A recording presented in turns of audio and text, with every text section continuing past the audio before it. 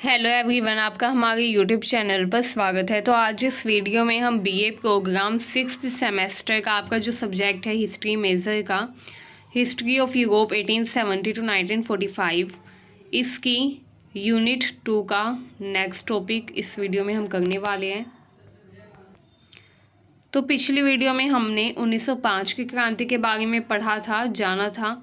इस वीडियो में हम 1917 की क्रांति के बारे में जानेंगे कि फरवरी के महीने में 1917 में रूस में जो क्रांति हुई थी, क्यों हुई थी, इसके क्या प्रभाव रहे।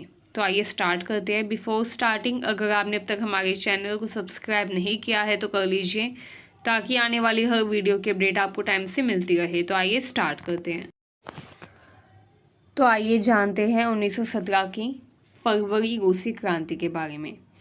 तो 1917 की जो क्रांति थी, जो कि रूस में हुई थी, ये दो क्रांति हुई थी। एक हुई थी फरवरी के महीने में, एक हुई थी अक्टूबर के महीने में। ठीक है, पिछली वीडियो में हमने जाना था 1905 की रूसी क्रांति के बारे में, जिसमें हमने पढ़ा था कि किस तरीके से लोगों ने विरोध किया जारशाही का।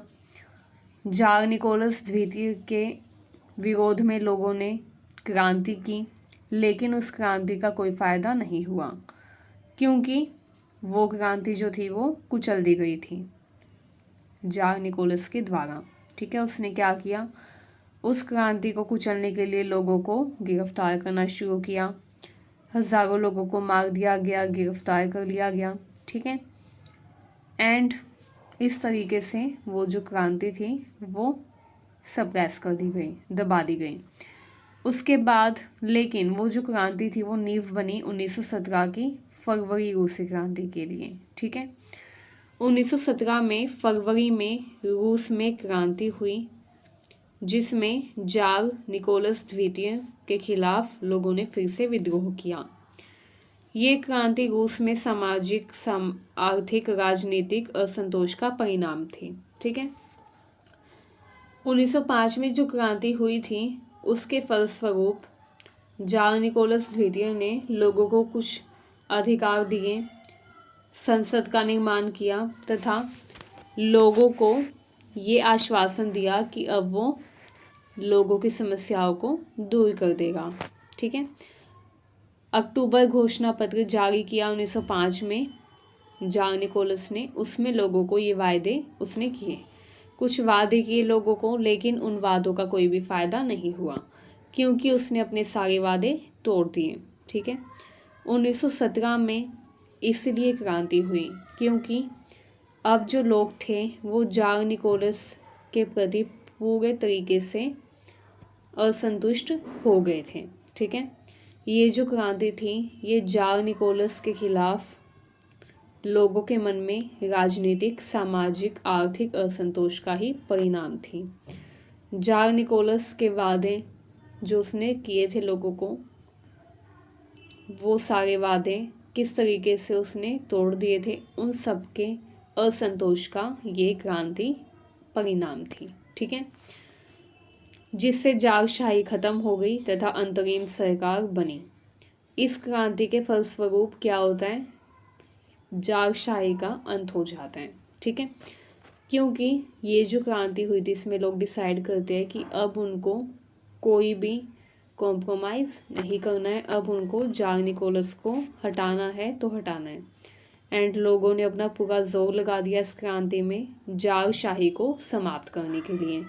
अब लोगों ने डिसाइड किया कि अब वो कुछ भी हो जाए लेकिन इस क्रांति को कुचलने नहीं देंगे। ठीक है, एंड इस क्रांति का फल यही हुआ कि जारशाही समाप्त हो गई तथा अंतरिम सरकार बनी। आइए पृष्ठभूमि देख लेते हैं एक बार।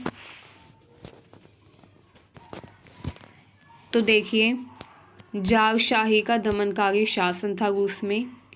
जार निकोलस द्वितीय एक तानाशाह था, निरंकुश शासक था, एंड उससे तथा उसके शासनकाल से सभी लोग असंतुष्ट थे।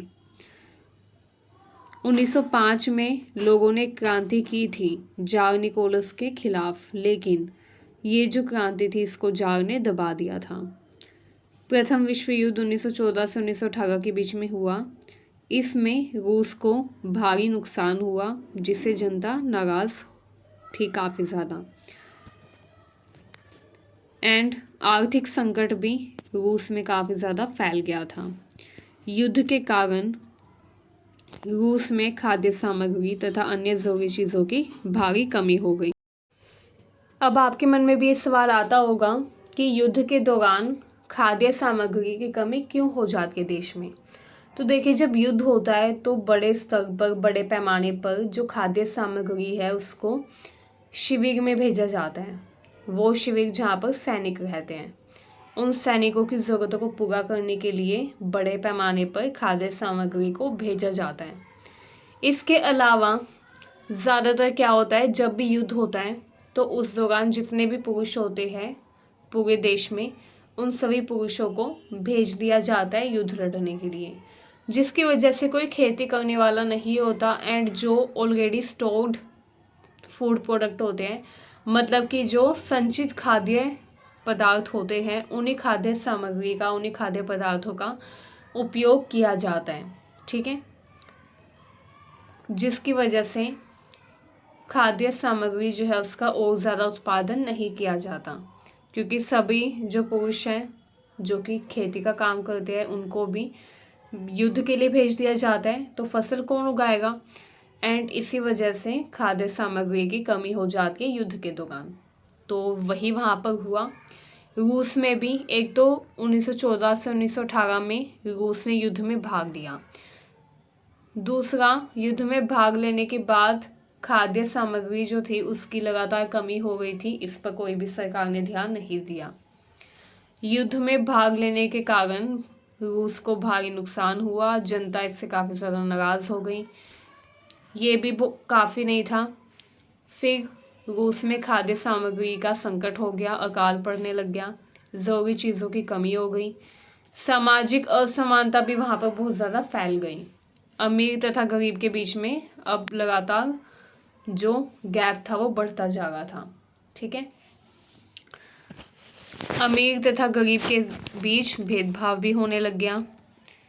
इसके अलावा बोल्शेविक तथा मेंशेविक पार्टियों का प्रभाव भी वहाँ पर देखा गया। मार्क्सवाद के विचार तेजी से फैल गए थे तथा लोग जागशाही को ख़त्म करना चाहते थे। कोई भी जागशाही से खुश नहीं था। आइए जानते हैं कारण क्या थे 1917 की फरवरी क्रांति के। पहला है राजनीतिक कारण। जार निकोलस द्वितीय की निरंकुश सत्ता थी, जनता की कोई भी भागीदारी नहीं थी सत्ता में। इतने समय से जार निकोलस ही शासन कर रहा था, कोई और व्यक्ति नहीं आया था शासन करने के लिए। इतने टाइम से जार निकोलस ही शासन करता जा रहा था। लोकतंत्र नाम की कोई भी व्यवस्था वहाँ पर नहीं थी, कोई चुनाव नहीं थे, कुछ भी ऐसा नहीं था जिससे जनता ये मान सके कि जनता की भी भागीदारी है। ठीक है, नहीं, जनता की कोई भी भागीदारी नहीं थी राजनीति में, ना ही वहाँ पर लोकतंत्र था, ना ही कोई भी फैसला लेने से पहले जनता से पूछा जाता था। ठीक है, इसके अलावा कुछ आर्थिक कारण भी थे, जैसे गरीबी बढ़ रही थी, भूखमरी बढ़ रही थी, जैसे मैंने अभी बताया खाद्य सामग्री की कमी हो गई थी, क्योंकि उसी टाइम पर 1914 से 1918 के बीच में प्रथम विश्व युद्ध हुआ था जिसमें रूस ने भाग लिया था। तो इसकी वजह से खाद्य सामग्री की कमी हो गई, जिसकी वजह से भूखमरी बढ़ गई, महंगाई बढ़ गई थी, औद्योगिक मजदूरों की स्थिति काफ़ी ज़्यादा ख़राब हो गई थी। उद्योगों में जो मजदूर काम कर रहे थे उनकी स्थिति काफ़ी ज़्यादा ख़राब हो गई थी। कुछ सामाजिक कारण भी थे, जैसे किसान व मजदूरों का शोषण हो रहा था, अमीर तथा गरीब के बीच में लगातार खाई बढ़ती जा रही थी। प्रथम विश्व युद्ध में रूस की हार हो गई तथा सैनिकों का असंतोष भी काफ़ी ज़्यादा बढ़ गया। जो लोग युद्ध करने गए थे, जो सैनिक थे, वो भी असंतुष्ट थे। प्रशासनिक विफलता ये भी एक कारण था 1917 की क्रांति का। जार तथा उनकी सरकार के फैसले गलत साबित हो गए थे। जार जो था वो कोई भी सही फैसला नहीं ले पा रहा था। जार का जो प्रशासनिक ढांचा था वो काफ़ी ज़्यादा बेकार था। ठीक है, क्रांतिकारी विचारधारा। अब उस टाइम पर समाजवाद तथा मार्क्सवाद का प्रभाव बढ़ा, जिससे लोग क्रांति के लिए प्रेरित हुए। ठीक है, क्रांति की मुख्य घटनाएं आइए देखते क्या क्या थी।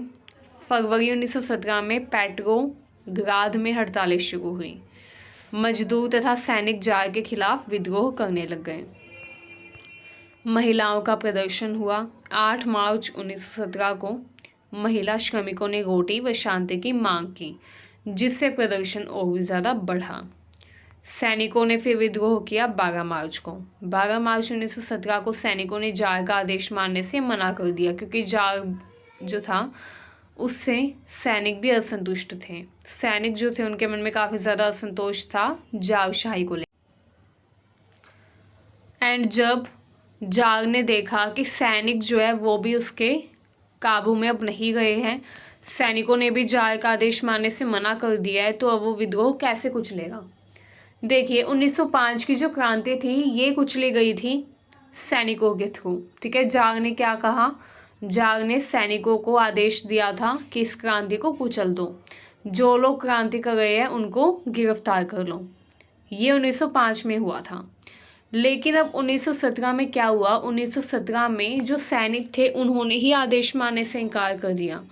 अब जब सैनिक भी जार का जो आदेश है वो नहीं मानेंगे तो क्रांति कौन कुचलेगा। अकेला व्यक्ति तो क्रांति नहीं कुचल सकता। तो यही उस टाइम पर हुआ। इसीलिए 1917 की क्रांति जो थी वो सफल रही, जबकि 1905 की क्रांति असफल थी, क्योंकि 1905 की क्रांति में सैनिकों ने विद्रोह नहीं किया था। 1905 की क्रांति में सैनिक जो थे वो जार के साथ ही थे, जारशाही के साथ ही थे। लेकिन 1917 की जो क्रांति थी इसमें सैनिकों ने भी विद्रोह कर दिया था। सैनिकों ने जार का आदेश मानने से इनकार कर दिया। जब जार ने सैनिकों को कहा विद्रोह को चलने के लिए तो सैनिकों ने मना कर दिया। अब जार के पास कोई ऑप्शन नहीं बचा एंड उसने 15 मार्च 1917 को सिंहासन छोड़ दिया। जार ने अपनी सत्ता छोड़ दी तथा रूस में फिर अंतरिम सरकार बनी। जारशाही का फाइनली अंत हो गया। ठीक है, केरेंस्की एक व्यक्ति था, उसकी सरकार बनी। अलेक्जेंडर केरेंस्की के नेतृत्व में अंतरिम सरकार बनी। अंतरिम सरकार मतलब जो अस्थायी सरकार हो, कुछ टाइम के लिए बनी हो, लेकिन ये सरकार भी सफल नहीं रही। ठीक है, आइए प्रभाव देखते हैं 1917 की क्रांति के। पहला, जारशाही का अंत हो गया। रूस में 300 साल से शासन कर रहे रोमनोव वंश का अंत हुआ। ये जो जार निकोलस द्वितीय था ये रोमनाव वंश का था। ठीक है, रोमनाव वंश जो था इसका अंत हो गया, जो कि 300 सालों तक रूस में शासन करता रहा। उस वंश का फाइनली अंत हो गया 1917 की क्रांति में। लोकतंत्र की शुरुआत हुई, अंतरिम सरकार बनी, फिर से लोकतंत्र आया, चुनाव हुए, लोकतांत्रिक सुधारों की घोषणा हुई। युद्ध से अस्थायी राहत, रूसी जनता को विश्व युद्ध से राहत की उम्मीद हुई। उद्योग तथा खेती में सुधार के प्रयास शुरू हुए। बोल्शेविकों का प्रभाव बढ़ा। लेनिन तथा उनकी पार्टी बोल्शेविक का प्रभाव बढ़ा, जिसके बाद में अक्टूबर क्रांति हुई। ठीक है, सामाजिक बदलाव, किसानों व मजदूरों को कुछ अधिकार मिले एंड इस तरीके से सामाजिक बदलाव हुआ। आइए निष्कर्ष देख लेते हैं। फरवरी 1917 की क्रांति ने रूस में जारशाही को समाप्त कर दिया तथा लोकतंत्र की नींव रखी।